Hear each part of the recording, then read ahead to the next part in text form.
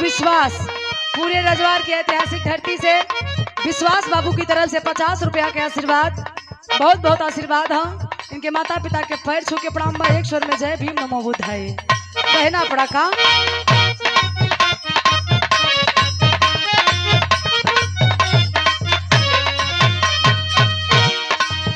गीत के बड़ा बढ़िया इशारा कैलन।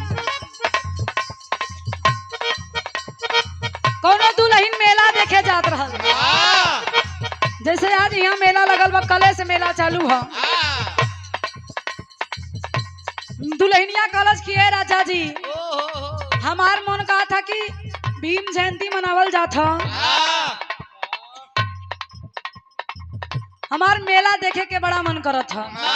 मर्दा कहे पगली तो के मेला दिखाओ में सवेरे से सांझ हो जाए तो तैयार ना हो पाइबे।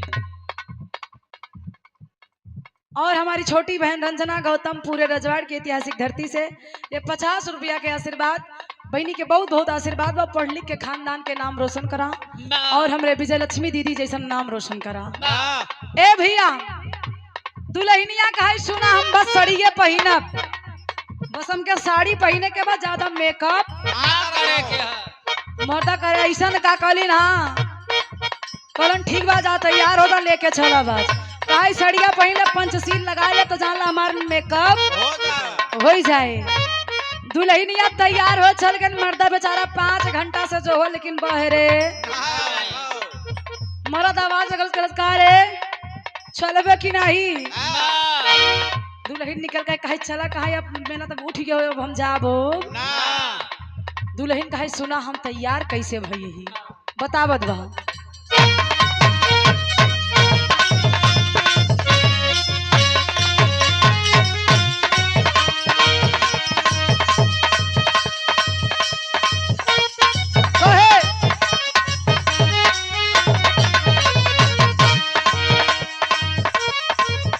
हो गई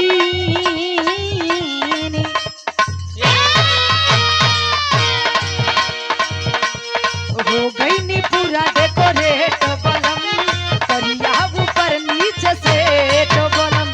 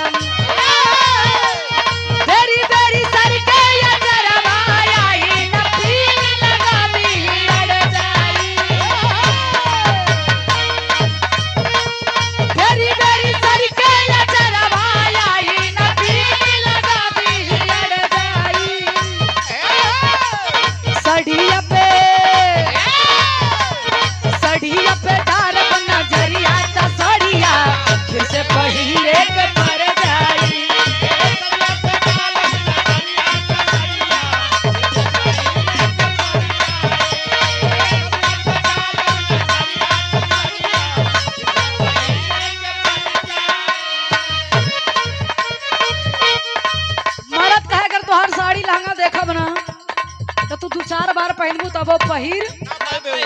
एक काम करा तू मेला देखे रह जाए तोहरे बस के बाद। दुल्हन का ऐसन का कहे एक लाइन और कि भर दे ही सोनमा के सेठ चाहिए और पटना में 2-2 गो फ्लैट चाहिए। कहे वो का करबे रे, एक खौरी मिराबे तो दूसर की लड़की कहत बस सोना जमाना बड़ा बदल गई बा। एक हमार बात सुना, कहे का कहे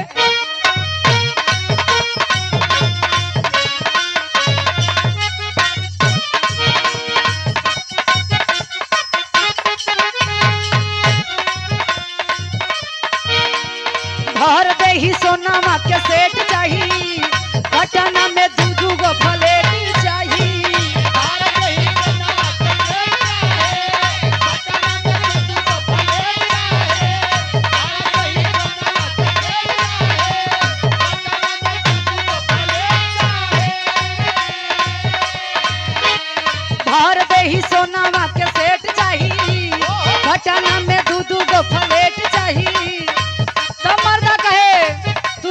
जवन मंगबू हम तवन तवन दे, बाकी तोरे खर्चा से हम भागल और यदि हमरा के छोड़ के भगलू तो याद रखिए हम संतोष पागल ना है, मारा बेक का फट तलहु फेंक देबू।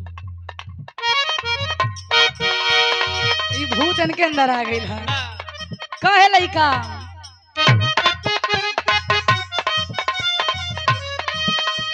धन्ना बुझ ढेर तू चिराई उड़न बाज हो, धन्ना बुझ ढेर तू चिराई उड़न बाज हो तबू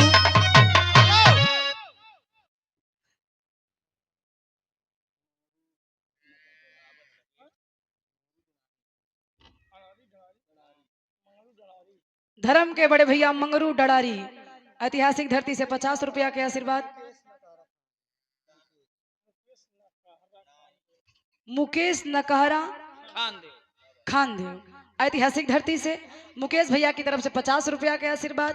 उपस्थित जनता जनार्दन के प्रणाम। एक लाइन के बाद सीधा एक मिशन गीत बताए गायब और बाद फिर दीदी जी के नंबर है आई।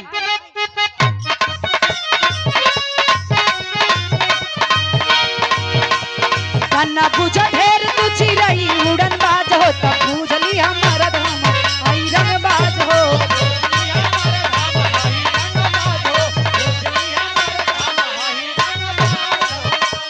अपना चिड़ैया बूढ़ी बाज उड़े वाला बा, माहौल बदले वाला है। अपना चिड़ैया बूढ़ी बाज उड़े वाला बा, राज का रसना हो माहौल बदले वाला बा।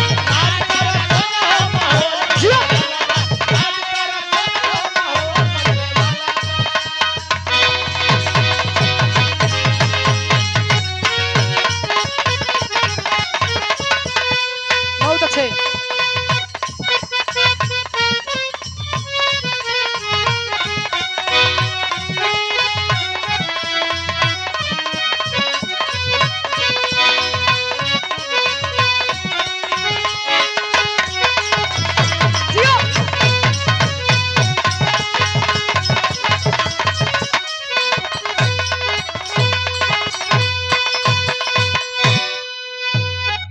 ए भैया आई आप लोगन के गीत की तरफ लेके चलत बानी जौना उपलक्ष्य में आप लोग बैठल हुआ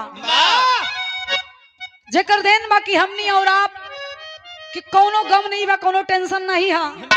हम लोग अपनी विचारों के अपनी बातों को रखने में सक्षम हैं। किसी प्रकार का रोक टोक नहीं है। ये देन किसकी है? किसकी देन है? बाबा साहब की। बा ऐसे बोला कर बाजिन बोला कर कुल में। ए भैया ये खातिर मात्र 5 मिनट के लोकगीत बा। आई गुरुजी देखा चाची आवत बा पहले माई के पैसा लेला, बड़ी मेहनत से लेके होते एकर निगहिया पैसवे पर रहल।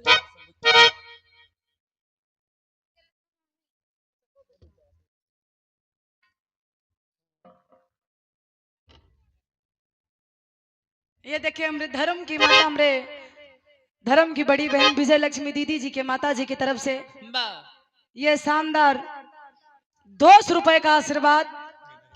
पैर छू के पहले बा आप इतनी सौभाग्यशाली हैं कि विजय लक्ष्मी जैसन बिटिया के जन्म दिले जे आपके ही ना पूरे समाज के पूरे जिला के नाम रोशन करत हई। कहल गईल बा 4 बेटवा के जन्म हो जाए, अगर एक बिटिया कोखी से ना जन्म ले तो वो कोख पवित्र ना हो। ये हमरे गया कवि जी लिखे हुए। अब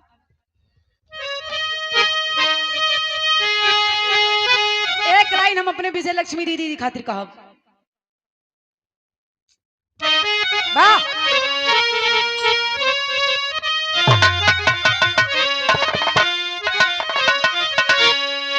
कोखिया पवित्र कई से होई जे कोखी में ही बिटिया के मार देत हुवन जइया सोनियोग्राफी करे यहाँ पता लग जाई। उ लोगन से हमार निवेदन बा, विनती बा दोनों हाथ जोड़ के जे आज गर्भ में ही पता लगा लेथिन कि बिटिया है की बेटा ओके गर्भ में ही मार देते।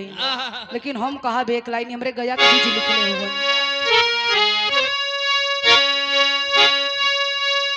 खासकर हमरे सुमित्रा जैसन दीदी रहे और विजय लक्ष्मी जैसन दीदी रहे। वाह हम तो अभी शुरुआत है, सीढ़ी चढ़त है। अबे कितना दिन कहिए हो तू सही पूछला। वाह अबे तो तू दूध पिए लू ना वो निप्पल वाला भाई। का चाहत हुआ अब बोली हम मत एको बार। हाँ जोन हम का बोके बोले वाह एक लाइन है गुरुजी कैसन।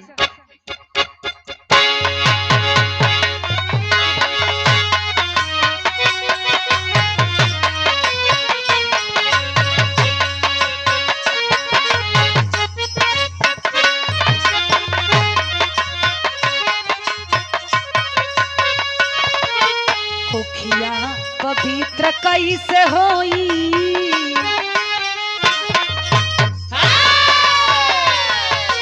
कोखिया पवित्र कैसे होई, जवन गोदी बिटिया न होई।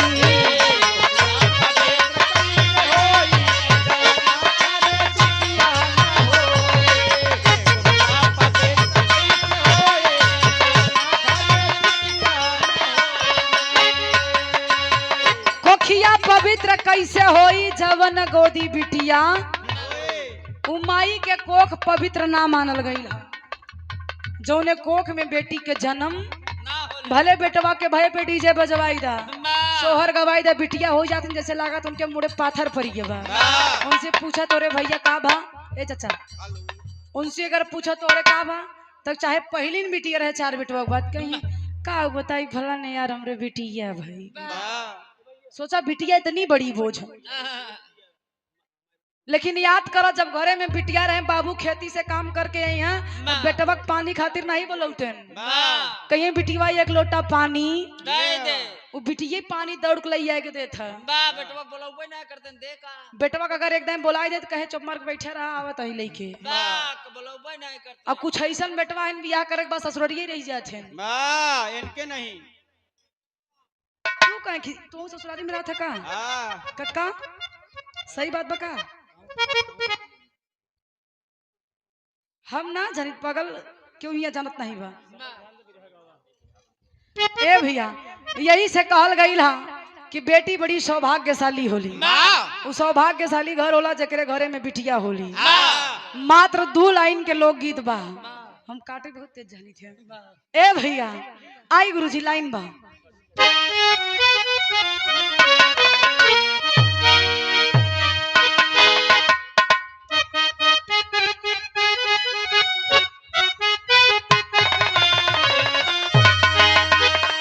देशवा के राची अरे गईले संविधानवा, देशवा के राची गईले संविधानवा, लालानावा भीमा बाई के, लालानावा भीमा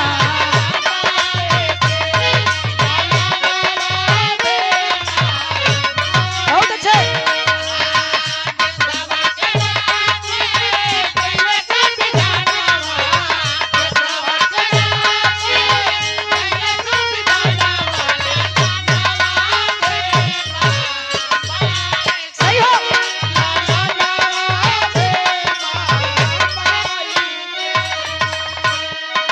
और ये देखिए 100 रुपया के आशीर्वाद हमरे धर्म के बड़े भैया हृदय कुमार पूरे रजवाड़ की ऐतिहासिक धरती से आशीर्वाद की प्रतीक्षा में उपस्थित भैया बाबू माई बहन के पैर छू के पहली बा एक स्वर में जय भीम नमो बुद्धाय, जय मूल निवासी जय भारत। ए भैया आज कहना बा कि देशवा के रांची गईले संविधानमा ललनमा, यही खातिर हम एक लाइन कहिला कि फूलों की कहानी बहारों ने लिखी, फूलों की कहानी बहारों ने लिखी, रातों की कहानी सितारों ने लिखी। हम नहीं है किसी के गुलाम, हम मूल निवासी 85, हम नहीं है किसी के गुलाम, क्योंकि हमारी और आपकी कहानी बाबा साहब ने लिखी। अगली लाइन में कभी संकेत करत हुवन कैसे, सबही के बदे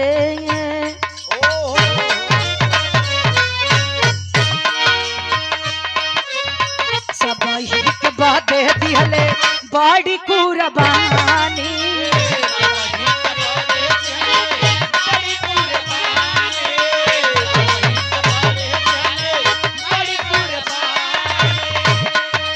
और ये 50 रुपया के आशीर्वाद आशीष बौद्ध भीम आर्मी बदलापुर विधानसभा मेढ़ा की ऐतिहासिक धरती से ये भैया की तरफ से 50 रुपया के आशीर्वाद इस गीत को, इस भाव को समझते हुए हम सब के लिए हमारे आइडल हमारे बाबा साहब ने किया क्या है, संकेत बागरू जी।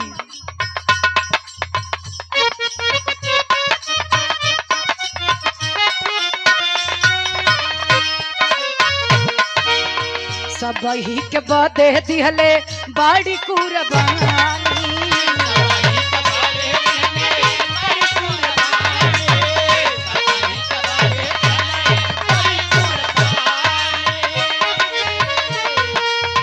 हमनन कहा के औरा पिए खातिर पानी।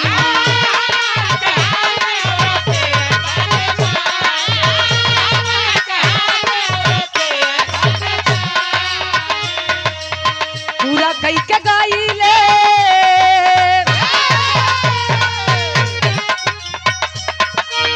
पूरा कई के गाइले सगरो सपनावा।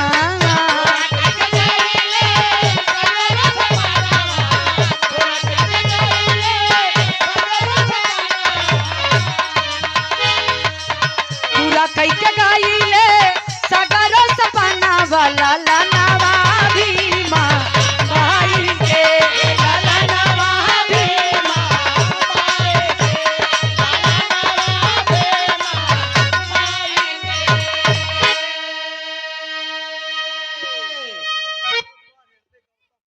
धर्म के बड़े भैया हृदय गौतम पूरे रजवाड़ की धरती से 100 रुपया के आशीर्वाद, बहुत बहुत प्रणाम हो आशीर्वाद के प्रतीक्षा बा।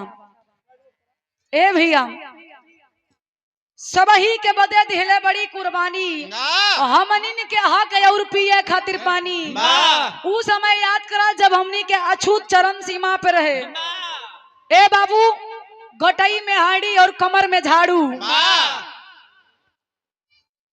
उस समय के परिस्थिति सोचा, अगर एक कुआं में जाके कोई दलित वर्ग का या पिछड़े वर्ग का जाके पानी पी ले तो वो कुआं अछूत मानल जात रहे। इस सब से छुटकारा के दिलौलस बाबा साहब। बहुत बढ़िया। ए भैया सच्चाई बा। अब पैसा वाला काम नहीं, धीरे धीरे प्रयास जारी रखो।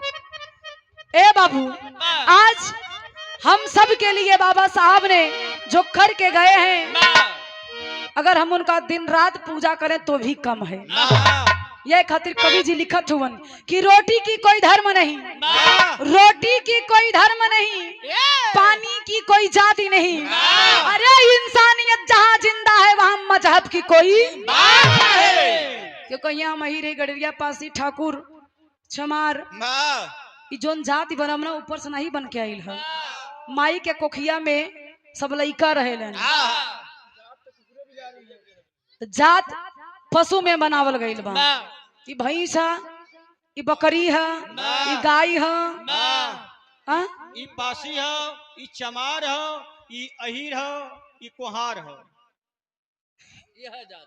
ए भैया ई जात बा, ई जाति नहीं बा, लेकिन बा हमरे समाज में ई सब के दूर करे के बा। यही खातिर एक लाइन और लिखे के पड़ल का,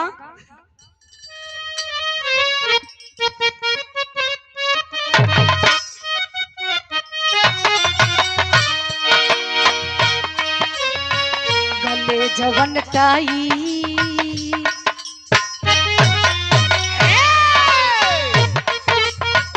जोन गले में हई टाई लटकत बा, हाथे में पेन भाई के कर देन बा बाबा साहब के बा एक नंबर। गले जवन टाई बाटे हाथ जवन पे न हो,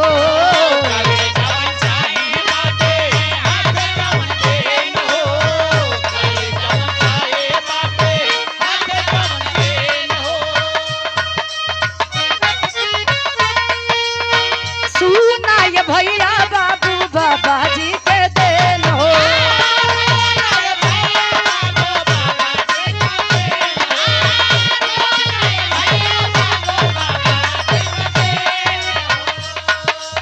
हक अधिकार खातिर, हक अधिकार खातिर तजल परानामा,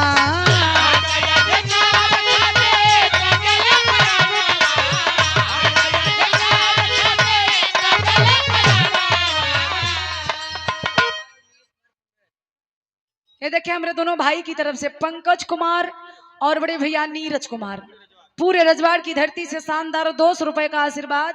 भैया के पांव छुके पहली बा उपस्थित जनता जनार्दन के पैर छुके प्रणाम बा। एक स्वर में जय भीम नमो बुद्धाय। ए बाबू कहल गईल बा जाति धर्म हमनी में नहीं बा, हमनी केवल मानव बानी। मानवता का पाठ हमारे बाबा साहब ने पढ़ा के गए, संविधान में लिख के गए, उसका हमें पालन करना है, उसका अनुसरण करना है। यही खातिर किसी कहने वाले ने कहा है कि कोई कहता है कि हिंदू खतरे में है, कोई कहता है कि हिंदू खतरे में है, कोई कहता है कि मुसलमान खतरे में है। अरे धर्म के ठेकेदारों, जरा चश्मा उठा कर देखो, हमारा संविधान खतरे में है। संविधान के बचाई लग केहू खतरे उतरे में ये खातिर लिखे के पड़ल का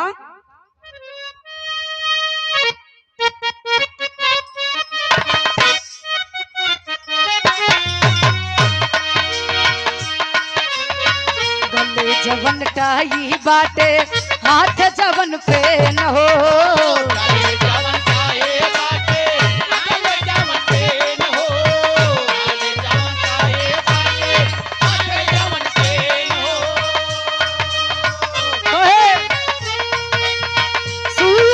भैया बाबू बाबा जी के देन हो।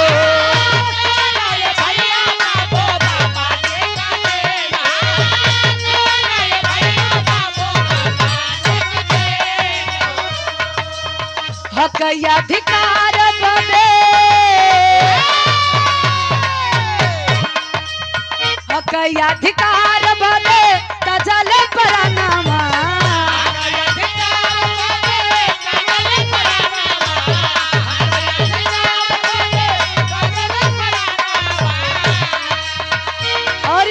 समझते हुए हमारे गार्जियन, हमारे अभिभावक इस कार्यक्रम को कराने में बड़ा अथक परिश्रम मेहनत किए। हमारे पूजनीय चाचा जी श्री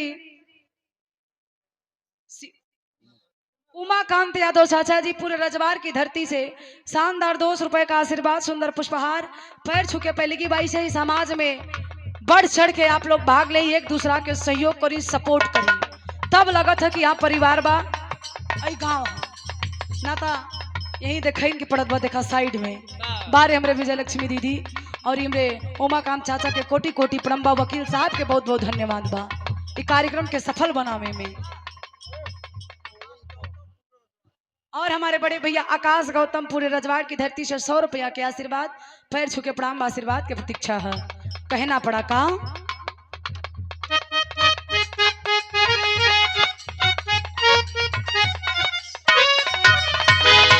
हक अधिकार बदे,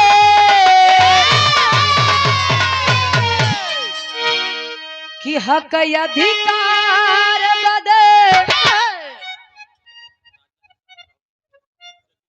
जगदीशपुर की ऐतिहासिक धरती से बड़े भैया राजनाथ निषाद और राहुल निषाद, सही है, दोनों भाई की तरफ से 500 रुपए का आशीर्वाद। बहुत बहुत पहले की प्रणाम उपस्थित जनता जनार्दन के पैर छू के प्रणाम। वैसे दोनों भाई के जोड़ी बरकरार रहे जैसे गंगा जमुना में पानी, वैसे तो हर दोनों जने के जवानी दोस्ताना ना हो सके तो भगवान के, भगवान बुद्ध के आशीर्वाद आप सब पे लगल रहे। पैर छू के पहले की बाइक स्वर में जय भीम नमो बुद्धाय कहना पड़ा।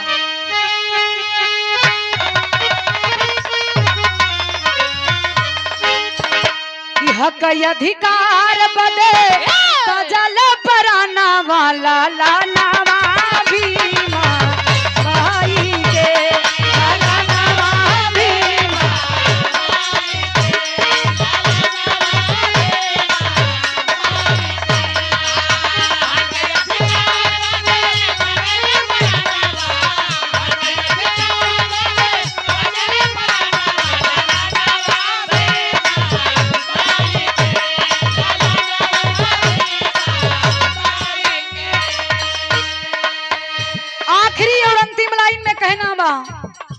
का गुरुजी?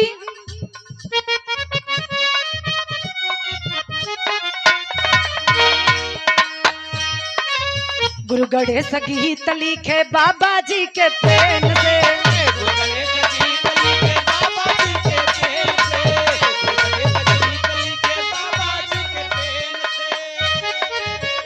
हमारे बड़े भैया कल्लू पूरा रजवाड़ की धरती से 100 रुपया के आशीर्वाद बहुत बहुत प्रणाम हो। कहना प्रभात पूरे रजवाड़ भैया की तरफ से 100 रुपया के आशीर्वाद, भैया के बहुत बहुत प्रणाम हो। पाँव छू के पहले की बात कहना पड़ा गुरुजी।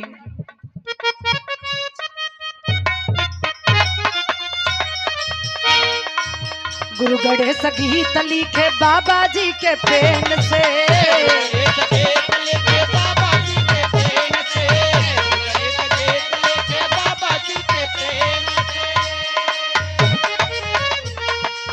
प्यारे लाल नाम कैले खनिए के दाम से,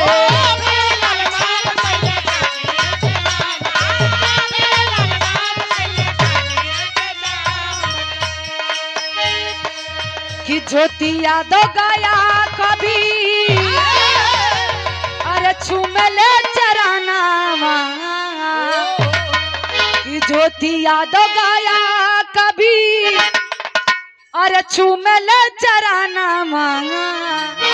लाला नवा भीमा बाई के,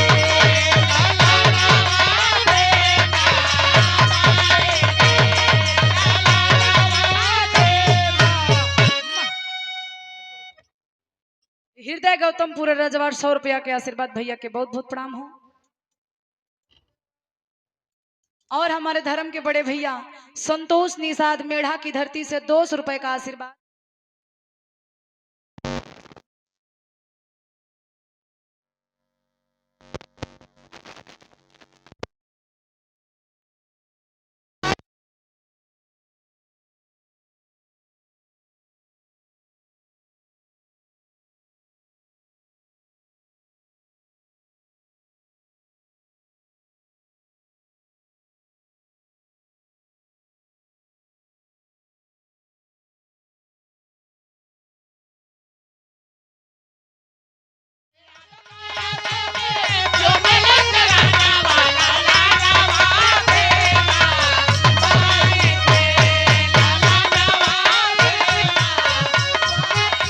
ललनवाया भीमा गाई के,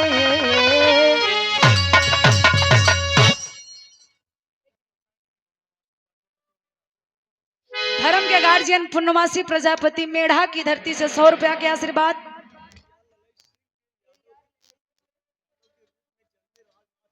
गुड बाय, फिर मिलेंगे।